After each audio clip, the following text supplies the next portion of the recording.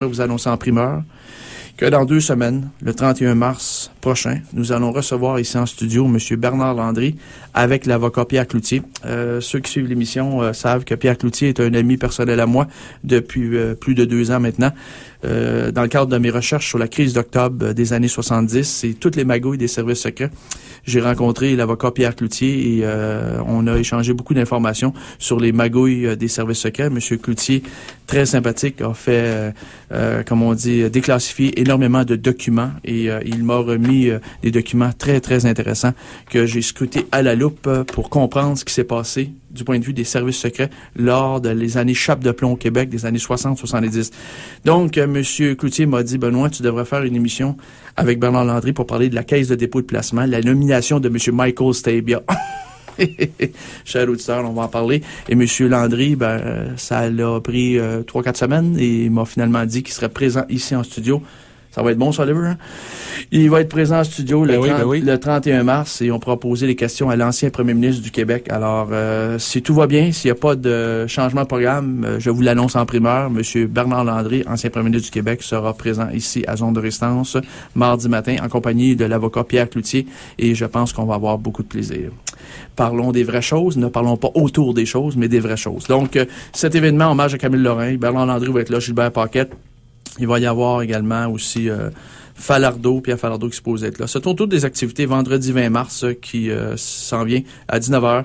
C'est à l'UQAM DSR 510, pavillon, le DSR 510, c'est le 320 Sainte-Catherine-S à l'UQAM et ses activités. Malheureusement, j'ai pas de coordonnées à vous communiquer pour ça, mais ce sont des conférences thématiques qui ont lieu pendant 4 jours. Et Énergie Québec organise sa 59e clinique solaire et ça va se faire ce samedi 21 mars de 9h à midi au Resto-Bar Saint-Laurent, 1300 boulevard Marcel-Lorrain à Ville-Saint-Laurent. Le coût membre est de 30 $, le coût non-membre est de 40 $. Le titre, apprenez l'ABC d'une maison productive et c'est l'architecte Rune Conchang qui a fait un concept multi-logement au Québec, tout simplement incroyable. Solaire passif, panneaux solaires actifs, récupération d'eau de pluie, géothermie, etc. Un bonhomme très chevronné qui va venir animer cette clinique. Il y a toujours de la place pour ça.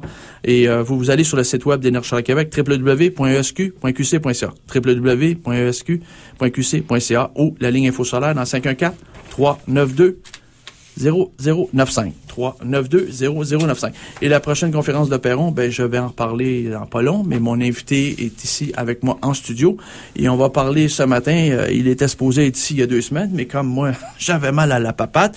Jean-François Michaud, comment tu vas, mon homme? Ça va très bien, merci. Mais là-dedans, Jean-François qui est présent avec moi et Jean-François travaille pour un organisme qui fait des choses remarquables. Ton organisme s'appelle? Oui, mais je travaille en fait pour 2 organismes. D'abord, c'est encore mieux. 2 pour d'un. J'ai 2 chapeaux. Donc, j'ai le CISO, c'est le Centre international de solidarité ouvrière, qui est une ONG qui a été créée en 1974 par les syndicats, dans le but de faire le lien entre les travailleurs d'ici et du Sud dans leur lutte pour leurs droits. Totalement honorable et on connaît le CISO. Moi, je connais cet organisme-là. Ils font des choses tout à fait remarquables, comme maillage. Oui, tout à fait, c'est ça. Il y a comme 2 volets, si on veut. Là. Il y a un appui qui est donné directement avec certains syndicats, organisations du Sud au Mexique ou Haïti avec l'Institut catholique Karl Lévesque, l'Institut culturel, pardon. Ouais. Puis ici au Québec, il y a un volet de sensibilisation. Donc, on explique un peu les réalités. Entre autres, en ce moment, on fait des ateliers sur la délocalisation. Puis à travers tout ça, il y a toujours des partenariats qui sont faits avec les organismes du Sud ou qu'il y a des missions qui sont organisées avec des militants québécois qui vont aller, par exemple, au Mexique pour rencontrer les travailleurs, les organismes pour pouvoir échanger. Et d'un autre côté, il y a ces gens-là qui vont venir ici au Québec pour, encore une fois, échanger, faire des présentations et expliquer de manière concrète quelles sont les réalités. Quelles sont les réalités. Et cet organisme qui organise depuis 1974, c'est un organisme que, malheureusement, peu de Québécois connaissent, Jean-François. Il faut le dire. Hein? Oui, tout à fait. Hein? C'est une petite ONG. Hein? Oui. C'est pas une grande ONG. On fait des actions très ciblées. Nos membres sont principalement des syndicats. Donc, on appuie leur démarche. On sensibilise principalement leurs membres, malgré le fait que ça soit ouvert à tout le monde. Mais c'est vraiment dans cette optique-là que l'ONG a été créée. Et son appui, elle est très direct. On n'est pas... on est petit, on veut rester comme ça, mais nos actions sont très concrètes. J'arrive d'Haïti, j'étais à Haïti il y a 3 semaines, mon travail avec, comme je disais, l'Institut culturel Karl Lévesque. Puis bon, le projet qu'on a, c'est un projet sur 3 ans là-bas qui est vraiment fait avec les gens de la base. Il y a plusieurs partenaires qui sont inclus. On les a rencontrés. C'est des gens dynamiques qui comprennent les réalités. Il y a entre autres un mouvement qui s'appelle Tête collée. C'est 1 million de paysans super intéressant qui s'est créé dans les années 80. Et ces gens-là se réunissent dans le but de défendre leurs droits, qui sont l'accès à la terre, l'accès à l'eau, l'agriculture et ainsi de suite. Donc, il y a vraiment ces mouvements-là sociaux et ouvriers que nous, on appuie directement. Et ce qui fait la force du ciseau, c'est que malgré qu'on soit petit, on fait des appuis très direct à la population locale et les gens qui en ont besoin. Vous travaillez sur le terrain dans le cadre de projets précis, comme tu mentionnes, et quand tu vas à Haïti, l'analphabétisme de la population est phénoménal. On parle peut-être de 88% de la population qui est analphabète, donc tu dois faire énormément d'éducation populaire. Oui, c'est ça. C'est sûr que nous, c'est un partenariat. Donc, c'est l'organisme sur place qui s'occupe de faire ce volet-là. Mais en effet, il y a un volet pour les sensibiliser à aller à l'école et ainsi de suite. On donne pas les cours en tant que tels, mais on les incite à poursuivre, à aller à l'école et à s'organiser entre eux. Ça, c'est une chose, mais le projet principalement, c'est plus lié à la défense des droits. Donc, comment s'organiser? Il y a entre autres la loi HOPE 2 qui a été votée par le Congrès américain qui permet... HOPE, l'acronyme veut dire... Ouais, c'est...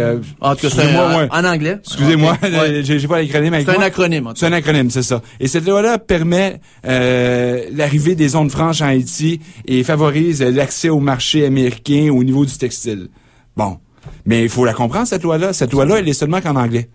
Mais ici, on parle français et on parle surtout le créole. Donc, à travers ce projet-là, justement, on cherche la loi, on va la traduire, on va l'analyser dans le but de sensibiliser, former la population pour qu'ils aient les outils par la suite à aller de l'avant. OK.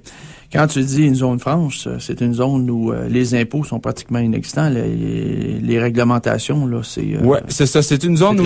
Ouais, c'est ça. C'est la déréglementation elle est effective. Donc, il y a les conditions de travail, les impôts, tout ça est favorisé.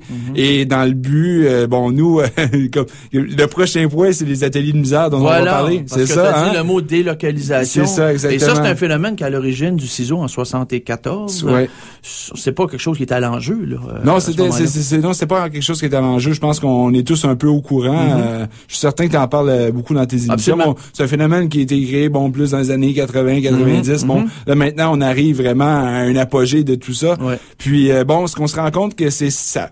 Ça a toujours existé, là. Ça existe encore ici au Québec. Mais ça favorise les ateliers de misère, les swap shops, les maquiladoras en espagnol. Au Mexique. Oui, mais partout, dans tous les pays hispanophones. Quand on a signé un accord de libre-échange nord-américain, le fameux ALENA, en 93, aux alentours, avec Mulroney, avec Bush père, et puis avec le président du Mexique, on a créé une zone franche. C'était ces fameux maquiladoras. Les multinationales canadiennes ou américaines, surtout américaines, pouvaient aller s'installer là et avoir accès à une main-d'œuvre très flexible, corvéable et à bon marché. Tout à fait. Puis, en plus, ce qui arrive, c'est souvent ce qu'on observe dans ces zones franches. C'est, par exemple, les gens vont être syndiqués.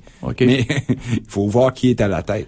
Faut voir qui contrôle ces syndicats. C'est pas les mêmes syndicats qu'ici. C'est pas les mêmes choses qu'ici. Donc, nous, c'est important de les appuyer dans les luttes. Il y a le Front authentique des travailleurs au Mexique qui, eux, vraiment est un syndicat de base très mobilisé, très militant, qui, eux, on les appuie dans leurs actions dans le but qu'on espère que ça va faire rayonner, que les gens vont comprendre qu'il y a des alternatives aux structures existantes.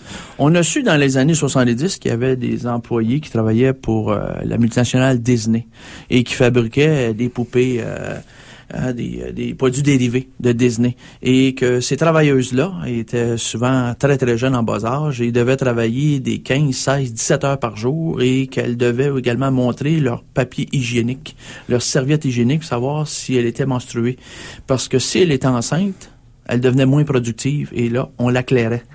C'est assez scandaleux ce qui peut se passer des fois dans des maquiladoras ou des ateliers de misère, où des fois même les parents amènent leurs enfants dans l'atelier où ils travaillent. L'enfant est à côté par terre Et eux autres travaillent des heures à n'en plus finir, à des salaires des fois de quoi? $1 US et quelques par jour? Ouais, c'est ça. C'est la plupart des gens sur la planète travaillent avec moins de $2 par jour. Là. Fait que l'argument de nos amis, les illusionnismes de l'économie de marché, nous disent que